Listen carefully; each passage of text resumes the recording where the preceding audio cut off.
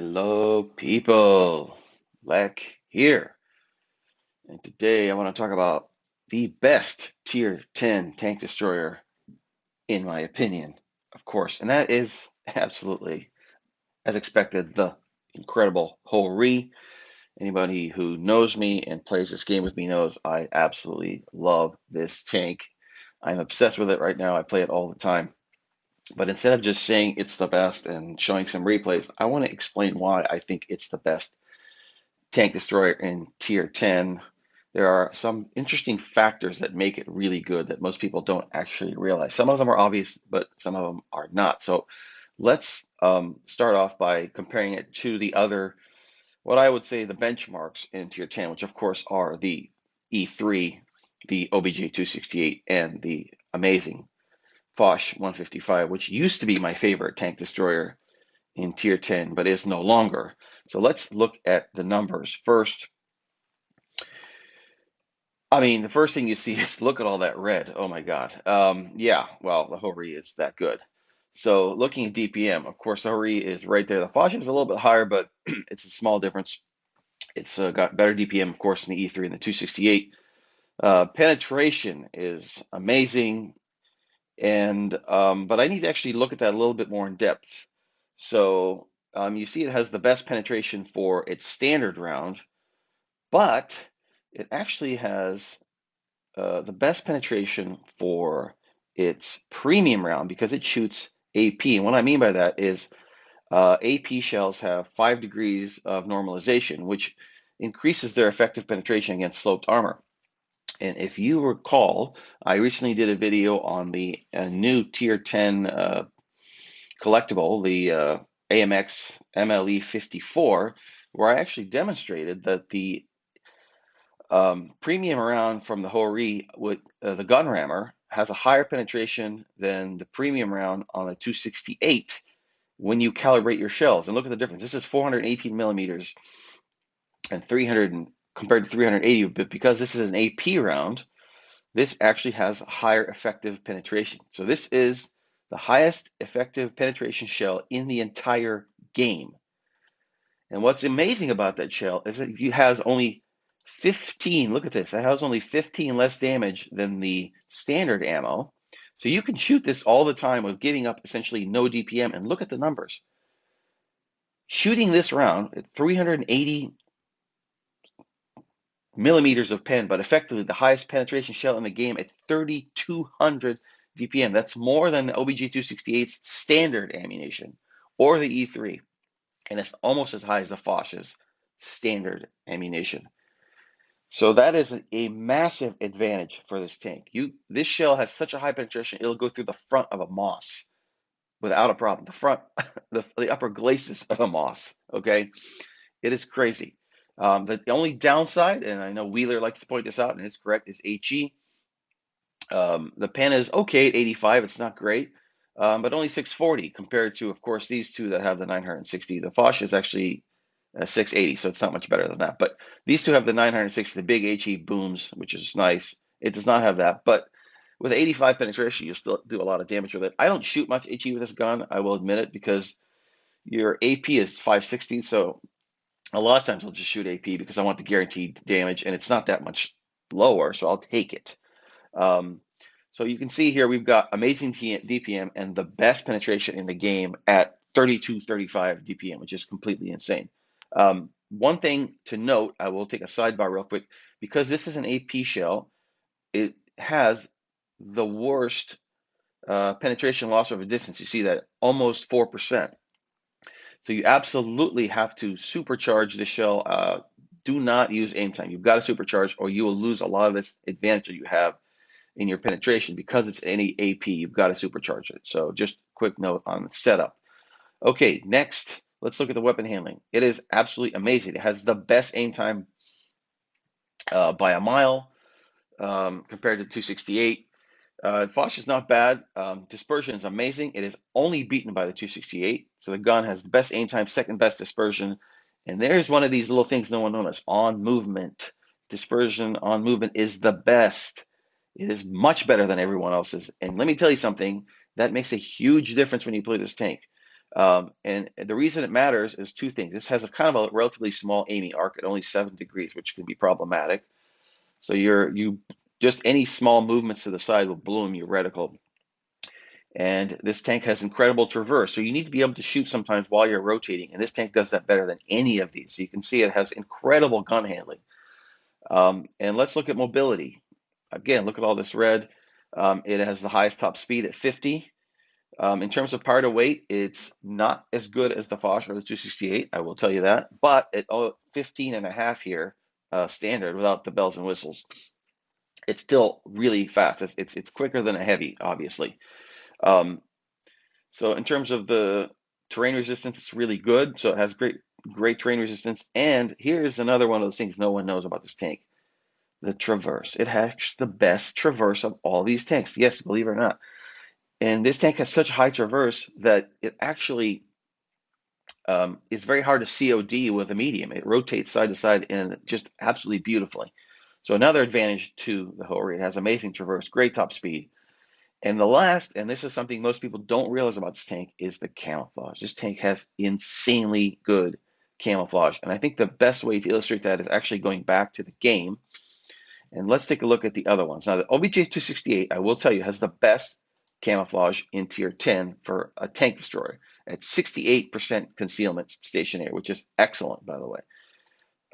Looking at the E3, you've got 55%, which is not great, but this tank has a ton of armor, so that's fair. And the Foch has 63%, which is also great. The Hori, which I will point out is as long as a school bus. It's so tall. It has a ladder on the side of it. This thing is enormous. It has a concealment of, you got it, 64%, which is actually tied for third highest of Tier 10 tank destroyers, which is completely insane. This tank is so big and it has a better concealment value than a Scorpion. Okay, so to quickly summarize before we get some replays, you've got the best gun effectively. You've got the highest penetration, amazing damage per minute, the best aim time, the highest top speed, the best traverse, and incredible concealment. These are all the factors that make this tank the best tank destroyer in Tier 10, in my opinion. And now to further validate my opinion, I will show you some great replays and show you why this tank is so amazing. Okay, let's get to these awesome replays. We are replay number 1. I've got 3 of these today. We are at Fort Despair.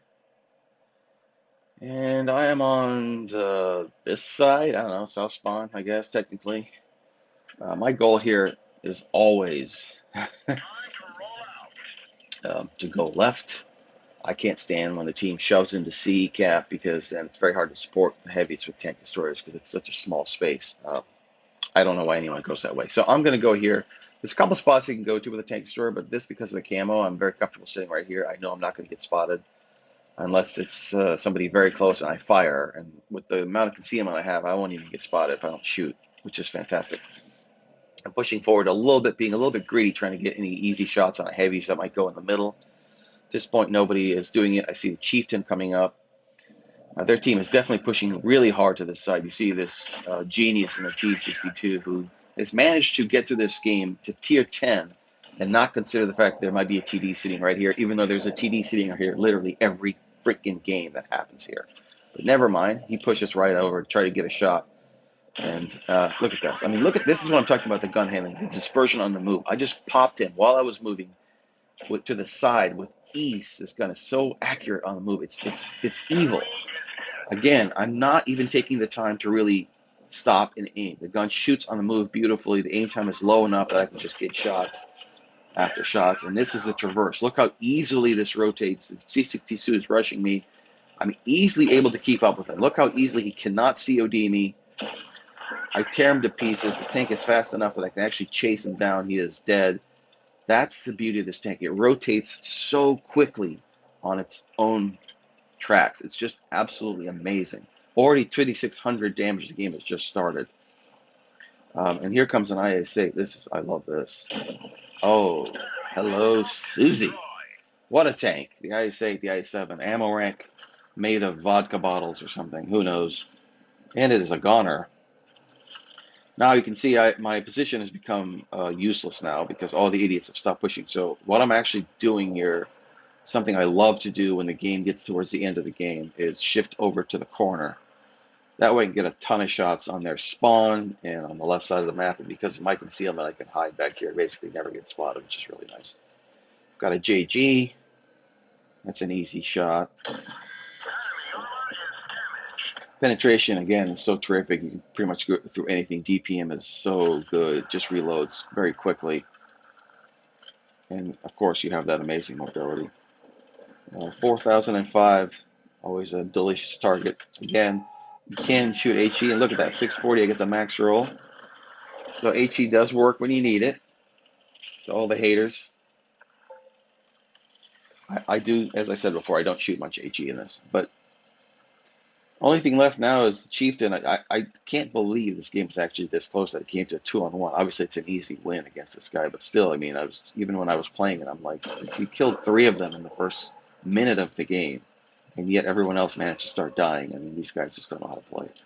And this poor baboon is going to grant another HE for 664. You see, I do shoot HE sometimes, and it does work. Very easy win. Um, a massive amount of damage. Looking at 6,045 damage. Really nice win. I've got 2 more. Let's take a look at those real quick. Game number 2. I am at Mayan Ruins. This was a very, very crazy game, and I see we've got 3 mediums, and we have 3 mediums and lights, I should say, and they have 4 mediums and lights because they have a Vickers light, a CR, 92, and a 54. So I'm going to go right with the meds and lights to support. That way the numbers are a little bit more balanced on this side. And I feel comfortable doing that with this tank because of the speed and the traverse. As I showed with that T62, if somebody jumps me, I can pretty easily rotate around and hit shots into them. I'm going to sit behind this lovable bush because, again, I got great camo. And I'm going to wait. And you notice our T92 takes the moron position on the right, which people love to go to who don't know how to play this game. And half his hit points are already gone. Never go to that spot. You're easily going to get wrecked. Their T92 does the same thing, and I punished him for it. You can see that the enemy team went B and C, so I can see right away you can't get too aggressive because, God, I love that shot. What a tank. Again, the aim is amazing. The Vickers is up there, so I'm kind of in a little bit of a tight spot, so I need to kind of back up, get into cover, watch the rear. We've got an ML2 that seems to be not playing the game, which is great. And because they're sort of coming around to the left side, I've got to start pushing forward. I've got no choice. I saw the 183s over there as well. We need to start clearing the tanks on this side. Another amazing shot on about a 2-foot square area wall on the move. Again, this tank shoots on the move better than any tank destroyer in this tier. It's not even close. Now the other team has pushed on top of us here. So honestly, at this point, I thought this was a loss. And I'm starting to retreat. But the good thing is because they pushed on top of us, they kind of allowed me to back up without getting shot from behind. You notice this Vickers light came around to this side, which makes 0 sense. They could have gotten behind us. I don't know why they did that, but luckily we do have support on the side from our heavies. So E100's trying to pincer. I see the 75. Get a nice max roll for 700. I do eat one, but we've got this 92 that I'd love to clear, this Vickers CR, first clear. Got to get guns out of the game. I definitely want to take this 92 out, but I'm not going to sacrifice all my hit points to do it. Just got that in. I thought for a second I was going to hit the turret on the E75, but luckily he's gone. Another clear on the T54. And now things are looking a little bit better, but we're still in a complete pincer. We've got them shooting us from both sides. So I kind of saw there's a lot less hit points on this side, so I decided to push these guys and get them out first. Quick clear on the E75, up to 4 kills. I'm sorry, the E100. Now the E75 left. I can just put regular rounds into this lower plate. I'm trying to avoid cheek hits. At this point, I'm assuming I'm going to get hit from the 183 from behind. So I'm just figuring out, well, at least I'll kill the C75, and I've got to push forward because I know they're coming up behind me. I'm taking some damage, but I got no choice. I have a one-shot to him, but luckily I've got better DPM, so he is gone. And that leaves the 183. Vickers Light I was worried about, but thankfully somebody else cleared him, I believe, which is kind of a shame because I could have got 7 kills, which would have been nice. But excuse me, the Vickers is gone, and that only leaves the 183, and we have got him dead. I think I did steal this kill, which was quite delightful because the 405 just got deleted. What an idiot. This is I switched to APC to the premium ammo here just to make sure I get the kill, but very nice comeback. I thought we were toast, but you noticed I was just popping and killing people left and right, which is really, really key to winning that game. I did get an ace here, which was a nice 6 kills and about 5,000 damage, which is great. And let's show the last replay, which is absolutely insane. Okay, the last replay, I am at Dynasty's Pearl. I am with Altazuri in his AMX 50B. We're in a platoon, which is great. He is a great player, and if he wasn't in here, we would have lost. But I don't love this tank and this map in a TD, but in the Hori, it's not as bad because you can be pretty aggressive. So the team wants to go left, so I'm going to go left, which is just fine with me here. And this match is just completely goes crazy at the end. I mean, yeah, you'll see what happens. So I'm going to be pretty passive. I do want to take the corner here. Again, I've got great camo rating, so I can just sort of hide in the back here and try to get shots. And this tank is fast enough that you could get to this spot without taking any damage, which is kind of important. Notice they do have some tanks on the right. So I'm assuming their whole team went C, which I probably pushed forward a little bit early. It was a bit aggressive, because if they had heavies on the left, I would have taken some hits, but I gambled that they were all going to be over there, which they are. Quick ACAP, and now what I'm choosing to do is push to the flank. I'm not scared to flank with Stink because it is fast enough that if it goes horribly wrong, I can escape. And I'm able to get behind the team. This Progetto does a great job of losing all his hit points for no reason. It's a really crafty move. It's called the idiot flank. Now this was a really risky move, but I got across. T-22, oh, such great armor, except when you're shooting the highest penetration shell in the game, and you don't even have to aim because there's literally no red. Isn't that nice? So now I can switch back to regular ammo and hit the Scrawn. I got an IS-7, which, poor IS-7, this tank, I didn't even mention that. This tank does have actually pretty good armor. See it here, I bounced off the Kronwagen. If you wiggle this tank, it'll get a ton of bounces. The gun is huge. It blocks a lot of shots. And it's got north of 200 millimeters of armor on the front. So obviously a heat shell or a premium ammo shell from heavy will go through without a problem, and some of the meds as well. But the standard ammo from a lot of tanks will bounce, so a lot of the noobs will bounce you, which is really helpful. And if you wiggle, you'll get bounced. What a shock. Ammo rack critical in the I-7. Too bad it wasn't an ammo rack. That would have been nice. I bounced his AP. Of course, he's never going to pan with that garbage shell. And he realizes he's screwed and he's trying to run away. And an I-7 cannot outrun a Hori. Not today, not ever. Bye. So at this point, the game is looking pretty good. They do have 2 caps, but we are winning in terms of damage. And the game now just all of a sudden completely falls apart. I'm rushing to try to help the team after clearing the flank. And notice that slowly but surely our teammates start dying off. Altazuri did all he could with the 50B to hold him off. He'd done a lot of damage, but he's getting no help, so he is cleared. Got this 22, which is a smartly sitting in front of me. Thank you very much for that, smart guy. They have another Hori. I'm just trying to clear, like the previous match, trying to clear as many of the weak tanks as I can. That was a horrible shot that that could have cost me the game, honestly. You'll see later. You do have to aim a little. I like this guy, not even paying attention behind me. Very smart. So we're capping B, which is helping us with the points. And now it's still a 3-on-2, but the E5 is basically dead. I was going to push to the right and realize that I don't have time. I don't know what happened with this Patton. He's a moron. Let's just face it. We could have just sat back. We had 2 bases. We could have gone haul down, taken advantage of our situation. Instead, he just YOLOs in between the 2 tanks. I mean, an absolute idiot. And my mistake was trying to help this guy. I was trying to get as many shots into this Hori as I could. He did get one into me, and so now I'm alone against an FB4 202, and I think he's actually a pretty good player. AYG, maybe not. I don't know. But anyway, I thought I was dead here. I'll be honest with you. This tank has excellent traverse, thank God. But still, I mean, it is the 402 is extremely quick and very agile. And I thought he had me. But you see, I did a little dipsy do here. I'm using the wall to try to hold him off. He's using Hesh, which was a huge mistake. He should have just shot his AP around, but it's hard to pen this tank again. So he's trying to Hesh me in the side. He gets one in that time, but only 380. But I am basically sweating bullets here.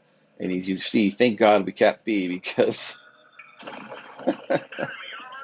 I did manage to clear him, but we did win on points. He kind of panicked a little bit, but you can see the traverse and the armor and the whole read made it that I could survive that engagement, even though it was really, really tight. So a crazy game, another ace, 6 kills again. You can see Altazuri did a great job as best he could. I mean, he had no help. Our other heavies were complete idiots. Our mediums were morons. Uh, their whole read did 5,000 damage as well, by the way. That was really great.